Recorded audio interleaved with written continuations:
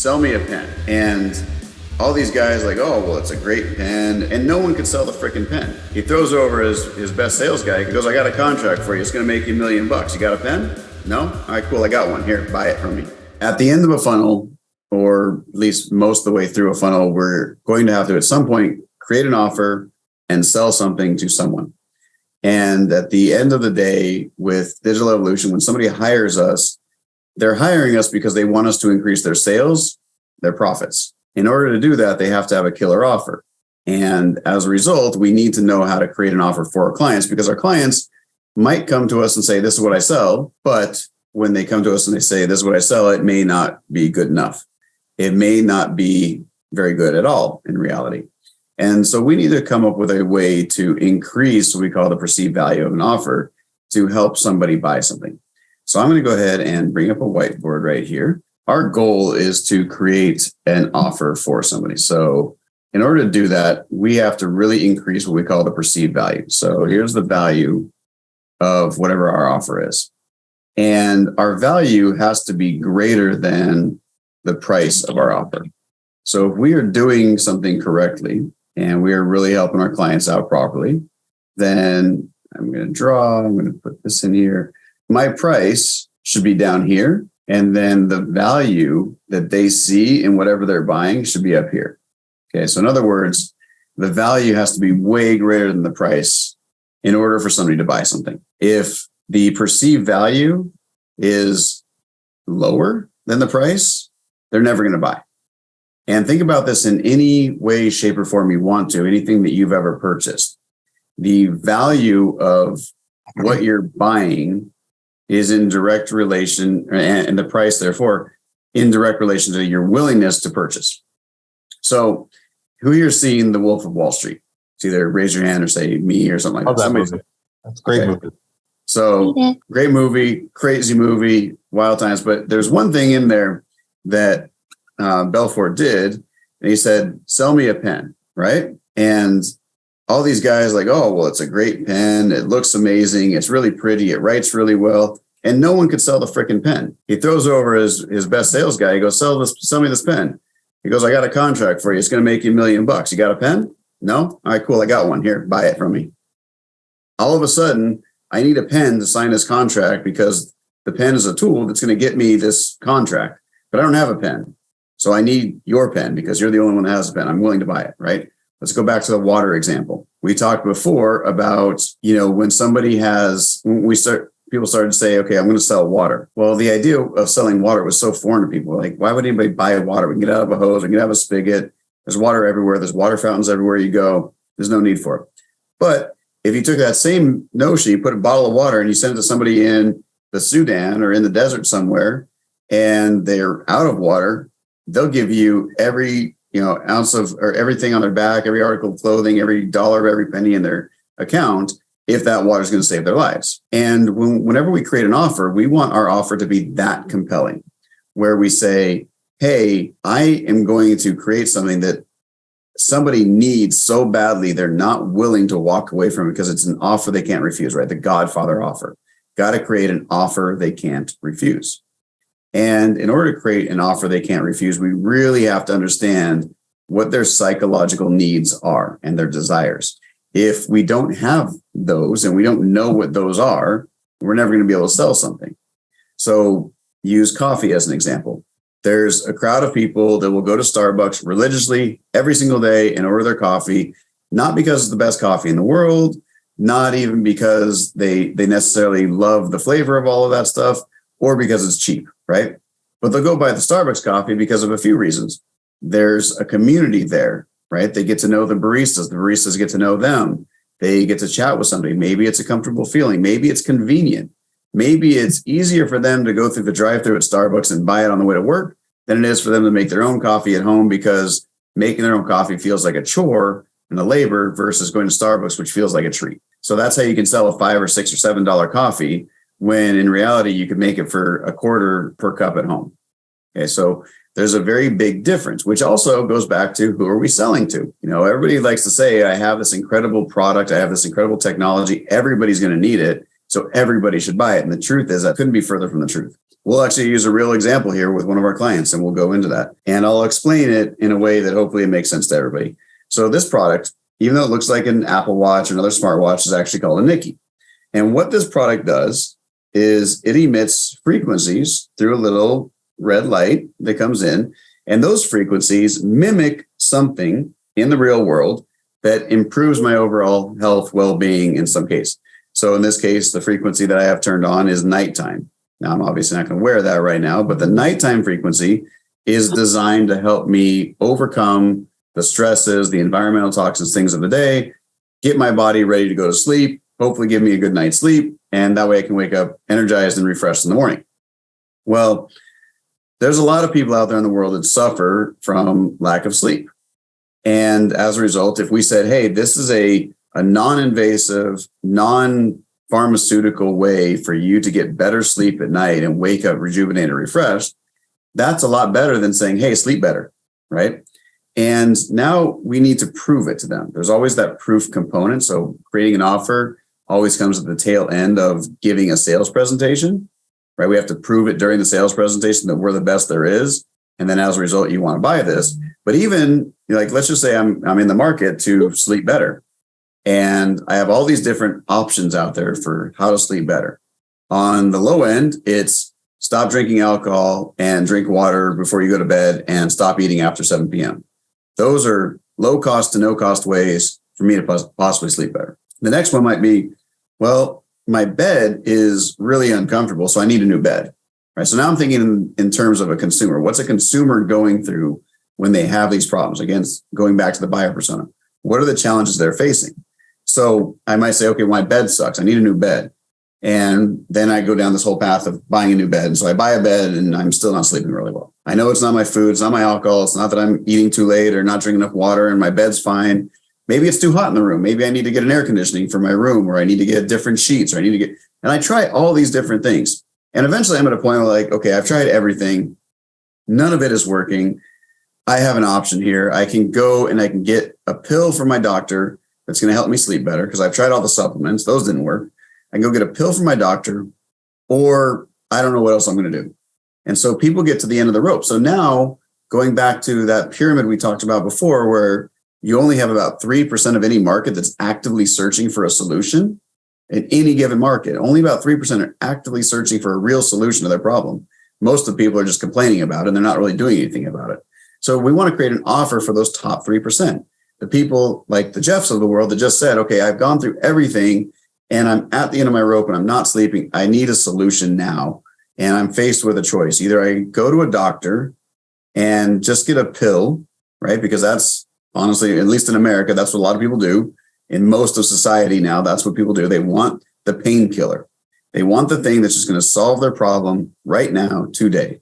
They don't want to think about, okay, well, I have to exercise and work out and drink more water, and in 2 weeks I'll start sleeping better. They want the painkiller today, right? And I'm thinking about this going, okay, I've got to do that. Well, most people will go that route, right? Most people will do that. But there's a segment of that market that's still actively searching for a solution that doesn't want to go that route. And those are the people we're going after. So if we're going after those people, then I need to really understand what is it that's going to compel them to want to buy this versus the pharmaceutical. And in order to create an offer, I have to show them that the value of this device is so much greater than buying a pill, buying a bed, doing all the other stuff, that you would be a fool not to put this on your wrist. Now, of course, all of this hinges on the fact that your product can actually do what it says it can do. Your product or your service has to be able to deliver the results that you say it can. Otherwise, everything we're talking about is just going to end up in chargebacks, refunds, and disgruntled customers. But once we find out that there's a product that can do what it says it can do, and we know it can help people, then it's just a matter of framing it in a way that the potential customer wants to buy it. So we've already gone down this path of researching all the other solutions they're looking into, right? So that's first step of researching. What are all the other things that a customer has done to try and solve their problem? How have they tried solving their problem? And we need to know this, okay? So that's one a good example of sleep. Let's think about weight loss. Weight loss is a huge industry. In the weight loss industry, what do people do? They might start by changing their diet. And if they stick to that, they'll probably succeed 9 times out of 10. They might go to the gym. They might get a gym membership and start working out. They might realize they need to drink more water. And then there's a lot of people that they just want the problem solved today. They don't want to deal with all that other stuff, right? Because they want it solved today. And they're willing to spend the money to do that. So there's lap band surgeries, there's, shrinking the stomach surgery, that kind of stuff. There's, liposuction, there's the cool, like people will do all sorts of crazy things to lose fat, right? To look better. And they think that by looking better, they're going to feel better about themselves and all of that. But maybe it's also a health issue too. And they will go to the ends of the earth to lose that fat if it's a high enough perceived value. If I'm in the weight loss world, I got to figure out what have my clients gone through to the point where I am now the best viable solution. And that's where an offer comes in. What is it that they've done, they've tried, they've gone through that has not worked, that's led them down the path of, I need to buy your solution and I want your solution today. And let's just say we figure that out. Now, again, the way you figure that out is you do the research. That's why we do customer interviews. So if we go and we talk to somebody who's bought one of these devices, say, well, what made you buy the device in the first place? And we might find a number of different reasons, and we catalog that. And we don't do this in a focus group. We don't ask them, well, what if? We ask them, why did you buy it? What was the thing that compelled you to buy? What was the thing that compelled you to take this course? And if we haven't sold any yet, this goes back to innovation and startups. If we haven't sold any of our device yet, and it's a brand new thing, but we know it's going to help people, well, we intuitively know it's going to help because we've either suffered through the problem ourselves and we've come up with a better solution, or we've had enough other people that have suffered through this problem that we wanted to come up with a better solution. Well, again, we go and we interview those people, we talk to them. So that is going to be one of those phases of product researcher. So that's one aspect of offer creation, is doing the research by interviewing people that have the problem you're trying to solve. Then we want to go out there and we look on the internet. We say, okay, what are some of the other challenges that people are facing that they need help with? And this is where we look at competitive analysis, and we're using SEMrush, right? That's why we use that so religiously. It's such an important tool. We want to know what the keywords are people are searching and why are they going down this route.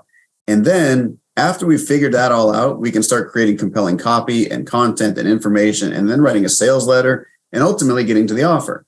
Now, we'll go over all that other stuff in another training, but when it comes down to the offer, let's just say, going back to this device, I've convinced you that this is the best absolute device for you to improve your overall sleep and quality of life. And because you've read the literature, you've watched the videos, you've seen the testimonials, you've done your research, you're convinced. There's only one other thing that I need to do to sell you this device. If you are convinced that this will save your life or save your sleep or whatever, that comes down to pricing. Now, the value of whatever I've built up has to be greater than the price I charge you. So if you feel that the value of this is, tremendous, then I just have to price it accordingly. But if I were to price this thing at $1,000, I'll still sell some, right? I'll still sell several of these because there's probably a lot of people that are struggling with sleep to the point they're like, yes, $1,000 one-time charge and it's going to solve my problem. And then you also have to create an incredible guarantee, right? It's called a risk reversal. There will be people that will buy it. But for a lot of people, $1,000 is a lot of money. And so they might not be willing to buy that. And as a result, we have to lower the resistance to buying by lowering the price or increasing the perceived value. Again, going back to who our market is. If we don't know who our buyer persona is, if we don't know the market that we're in, then it doesn't really matter, right? It doesn't really matter what we set as the price because we're not going to hit the market. So there are people out there that buy private jets. Those people will drop $1 million, $2 million on their own private jet. Some of them will spend as much as $50 million for their private jet. Well, $50 million for a private jet seems like a ton of money for almost everybody in the entire world, except for incredibly wealthy people or the CEOs and board members of businesses that have billions of dollars, right?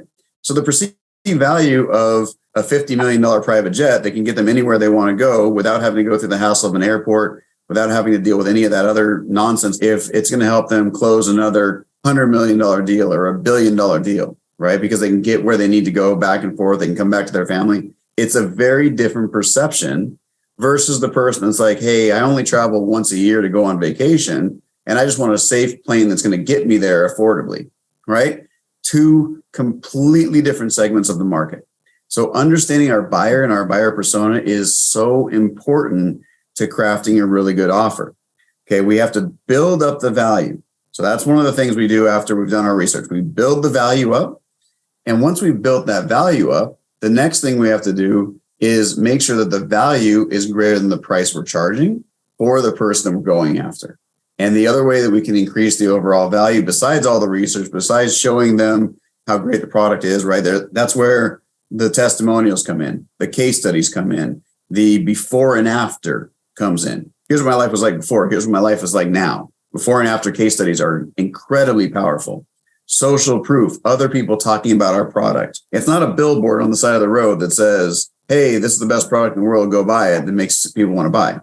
It is somebody that you know, you like, you trust, somebody that you idolize, somebody that you follow online, evangelizing and saying, this is the best product ever, you guys need to get one. Now all of a sudden I'm going to be sold because the person I'm following or believe says it's a great device. So that's the social proof, case studies, all of that, third-party data. That's helping to build up the value.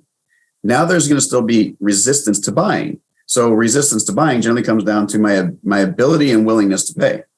If I don't have the ability to pay for a product, then we targeted the wrong person in the first place.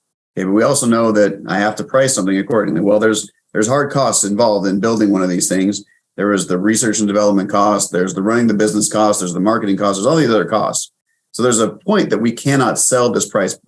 We cannot lower the price of this because we'll start losing money, right? There's an old adage in advertising is, we have no margin at all. We're actually losing money on every sale, but it's okay. We make it up in volume, right? That's the low margin business. And we don't really cater to the low margin. We want to cater to the higher margin people. So how do you create a higher margin? You increase the value of your offer so that it's so high that we can also increase the price of our offer and we can sell only to the people who are ready, willing, and able to buy. Okay, those are the people we want. I will pause right there and see if there's any questions.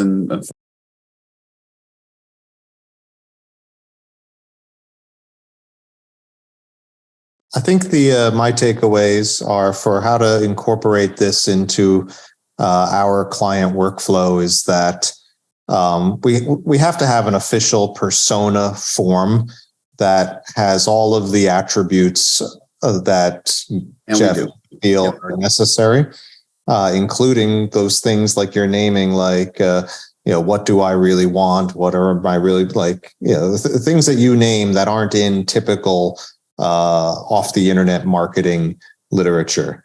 And so we need that so that we can agree on what does a complete persona look like. Mm-hmm. And then if you're saying that we need to be in a position to tell a client that their stuff is, bumpkus and we need to improve it, then we need a simple process by which we stress test their current offers and say, well, the perceived value of this is lower than the cost or the reverse. The cost is more than the perceived value, and therefore we need to come up with some better stuff for you.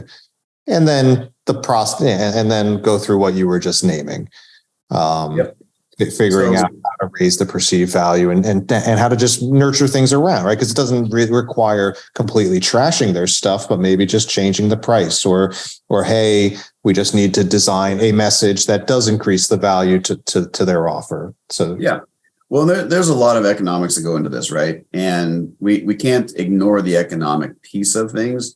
But Let's put it this way. If somebody's trying to sell a blender and, everybody knows what a blender is, you can buy them at Walmart, you can buy them you can buy them on Amazon. There's not a lot of really incredibly different benefits and features from blender to blender to make somebody want to buy this one versus the other one. However, there are companies that sell a blender for $50 and there's companies that sell blenders for $400 or $500 or $1,000.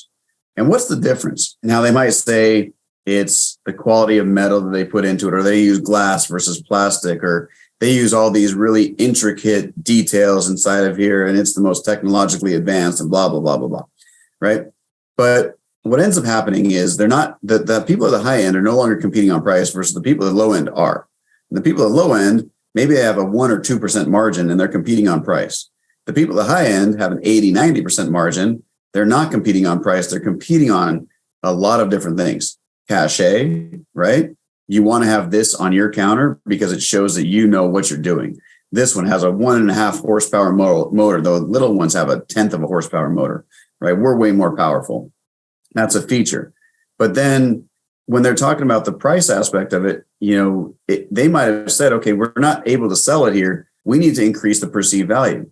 So I'll give you a really good example of a company that did this. Juicing, back in the 80s, I guess it was. Juicing was kind of all the rage, and the Simmons guy, he was talking about stuff like this. And there are all these health crazed people, and they're, we got to juice carrots and lettuce and all this other stuff. And so juicing was the craze. And there were all these juicers being sold, and they were being sold for like, $10 or whatever. And then along comes Juice Man. Even though there's juicers out there in the world, Juice Man comes along and he turns it into a $100 million business selling one product.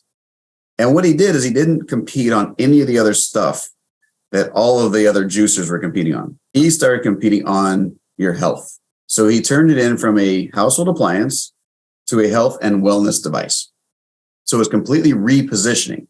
And when you reposition a product in the marketplace, you can increase the perceived value of it because now you're not competing on price. You're not competing against other people that are in your marketplace. You are now competing against in a completely different world, selling a completely different product, right? Health and wellness at that time, no one was focusing on juicing for health and wellness. Other people were talking about juicing because it was easier, because it tasted great or whatever. He's like, no, this is how you improve your overall health. $100 million business doing that. It's the same thing with the jet. The guy that's selling the Gulfstream for $2 or $3 million is willing to follow somebody around for 18, 24 months to sell them. He's not selling them based off the Rolls Royce turbines that it has or the leather seats.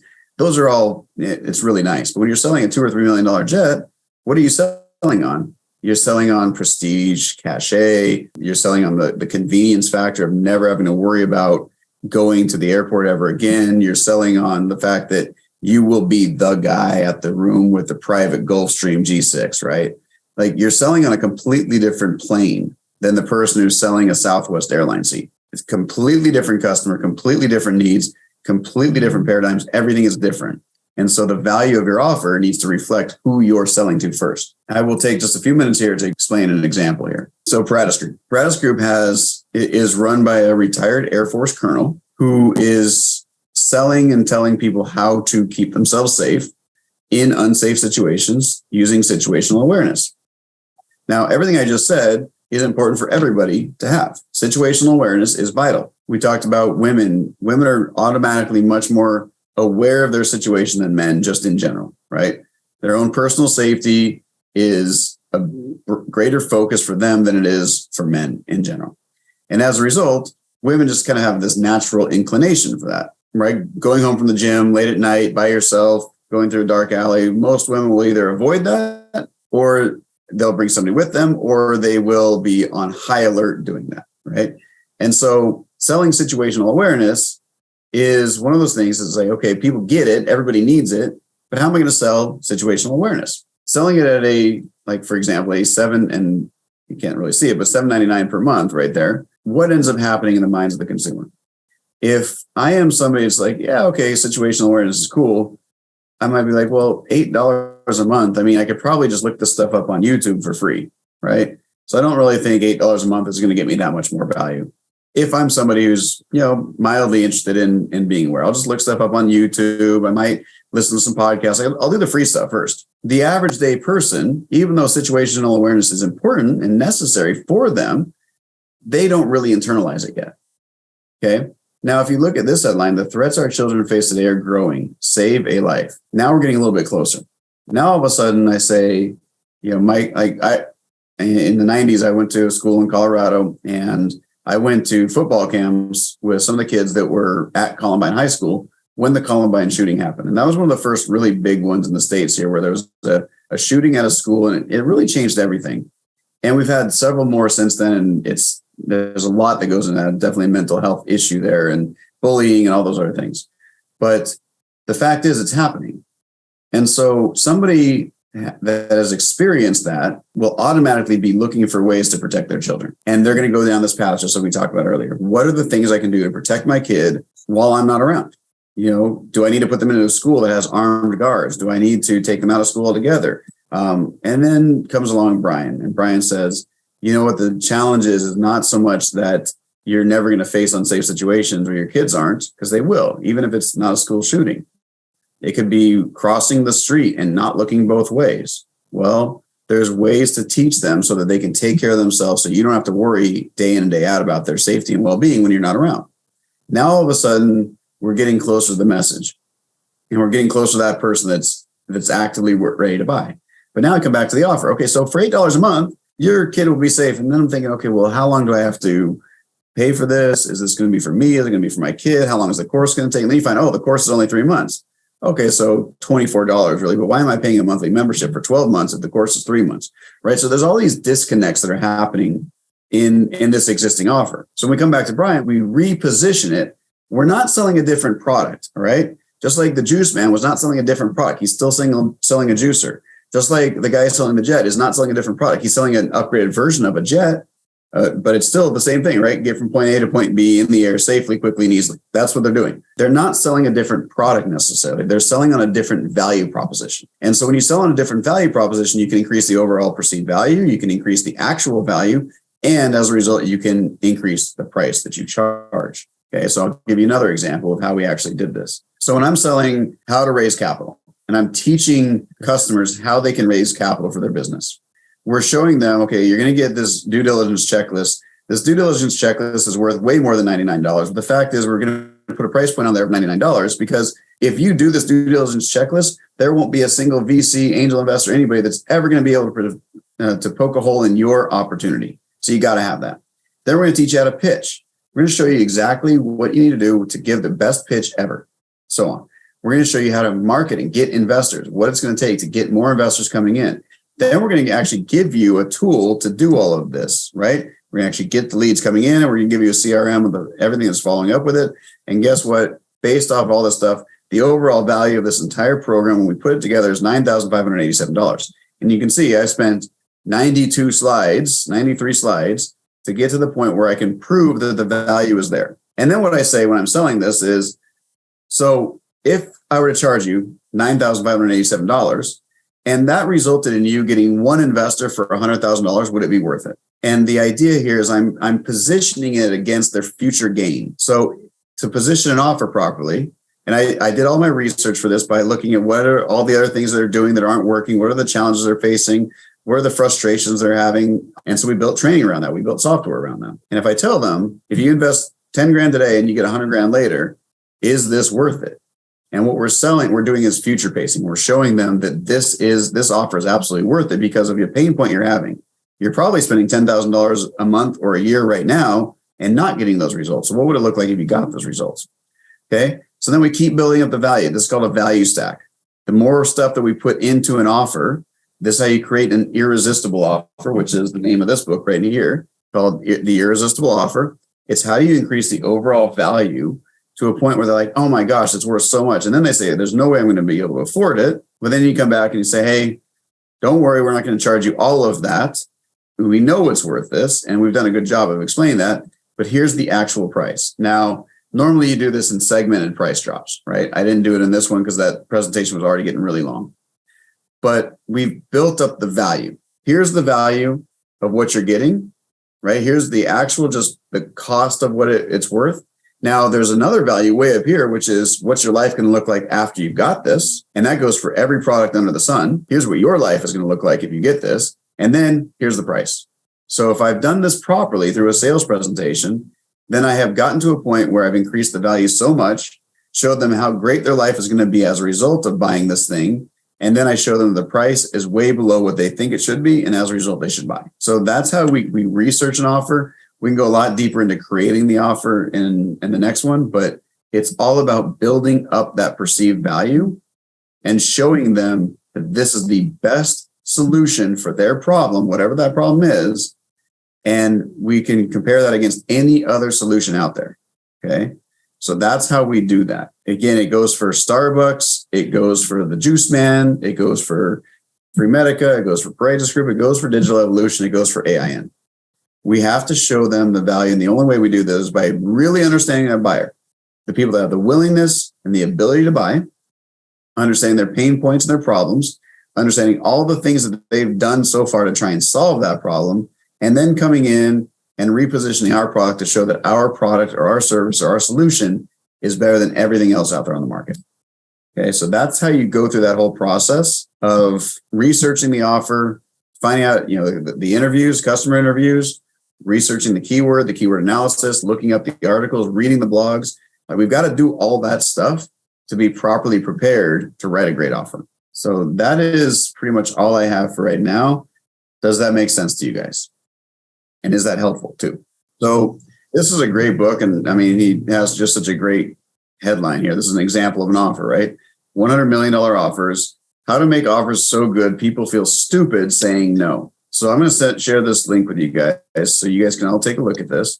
This is a great example. Alex built an entire business just making offers so good people couldn't refuse. That's all he did. And as a result, built himself a $100 million business, owning and running gyms. Now he acquires companies doing the same thing. It's the same idea. Research, right? This is why our initial setup and our onboarding with our clients is so vital. Getting that buyer persona is so important, building the marketing strategy around the buyers, and then the offer.